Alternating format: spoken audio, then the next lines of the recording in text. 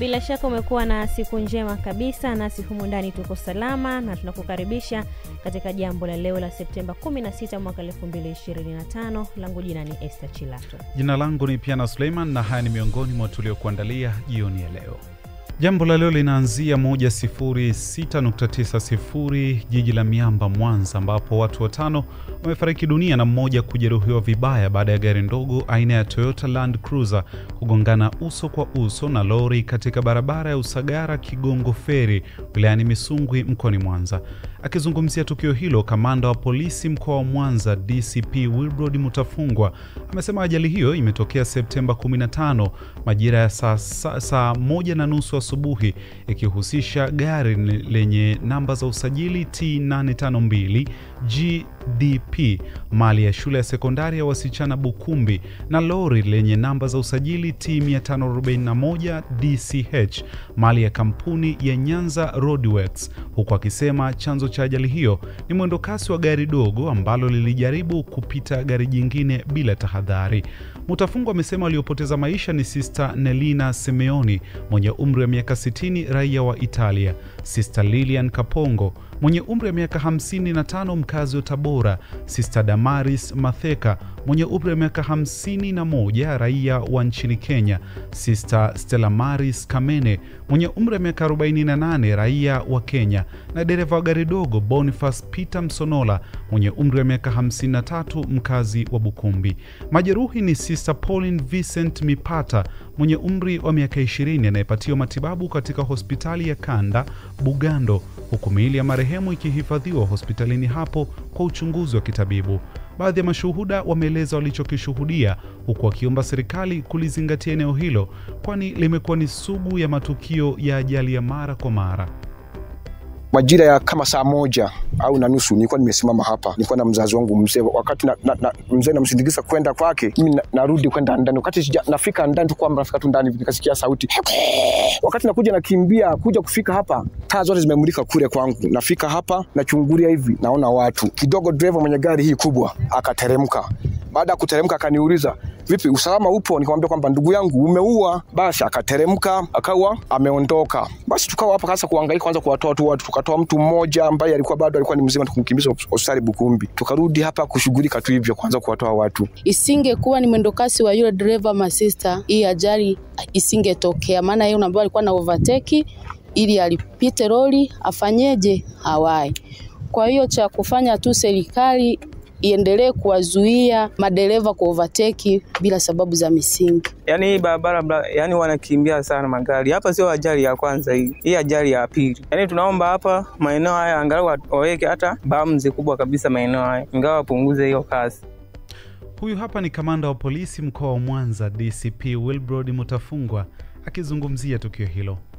Gari hiyo ilihama barabara upande wa kulia na hivyo kugongana na lori ambalo namba zake za usajili ni namba T541 DCH aina ya Sinotruk lilokuwa likielekea Kigongo Ferry kutoka Usagara. Kitendo hicho kilisababisha vifo vya watu 5 waliokuwa katika gari ndogo aina ya Toyota Land Cruiser. Watu 4 walifariki eneo la ajali pale pale baada ya magari hayo kugongana uso kwa uso, na mtu mmoja ambaye alikuwa ni dereva wa hiyo gari ndogo Toyota Land Cruiser alifia katika hospitali ya Bukumbi wakati akiendelea kupata matibabu. Chanzo cha ajali hiyo ni mwendo kasi wa gari ndogo Toyota Land Cruiser ambayo ilijaribu kwa mwendo kasi kulipita gari lingine lilokuwa mbele yake, kufanya overtaking bila kuchukua tahadhari na kujiridhisha kama mbele kulikuwa kuna gari inakuja au la.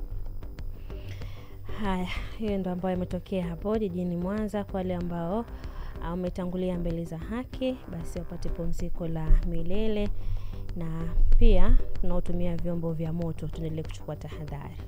Jambo la kimataifa leo, Malawi inafanya uchaguzi mkuu utakaowapambanisha rais wa sasa Lazarus Chakwera dhidi ya mtangulizi Peter Mutharika, wakati ambao kadhia ya mfumuko wa bei na upungufu mkubwa wa nishati ya mafuta vikitajwa kuwa masuala muhimu yanayowashughulisha zaidi wapiga kura.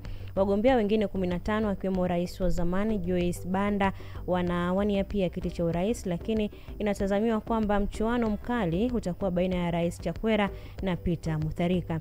Rais Chakwera aliingia madarakani mwaka 2020 akituhumu serikali ya mtangulizi wake Mutharika kwa ufisadi wa kutisha.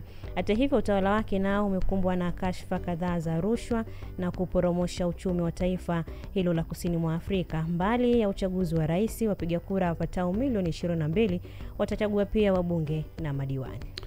Taarifa hiyo kutoka Malawi imeendelea kunikumbusha, na huenda ikawa kwenye historia ni kwa mara ya kwanza. Sidhani kama kuna nchi imekushawahi kutokea hivi.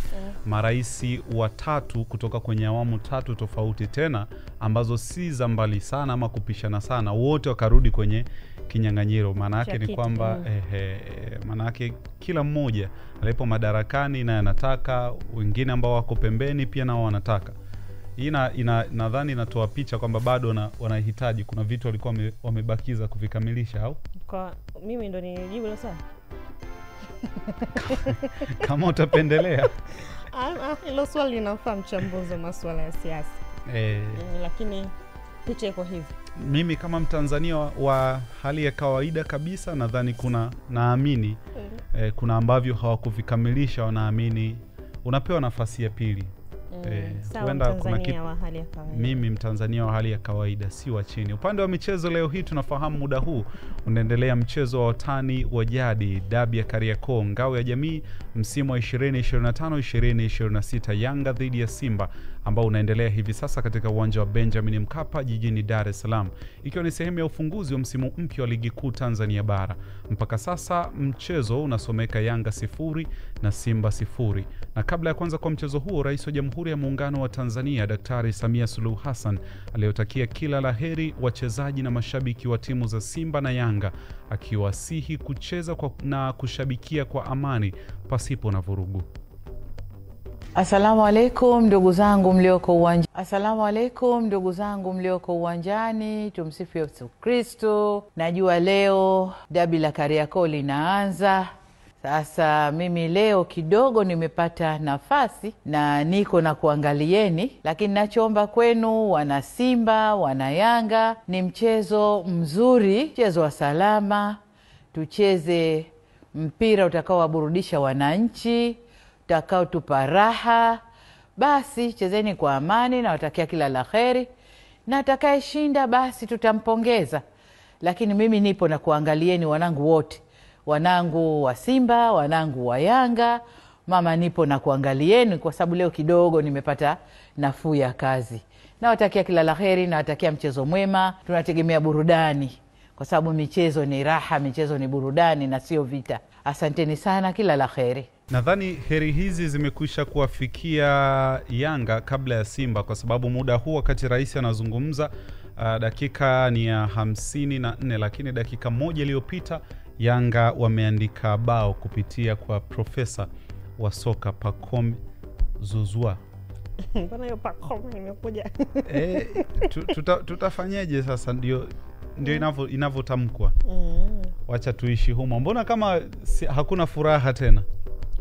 Ninachoshukuru ni kwamba jambo la leo ndio tunalitamatisha. Ingekuwa ndio tunaanza, pengine shughuli ingekuwa ngumu sana. Pole sana kwa mwana Msimbazi.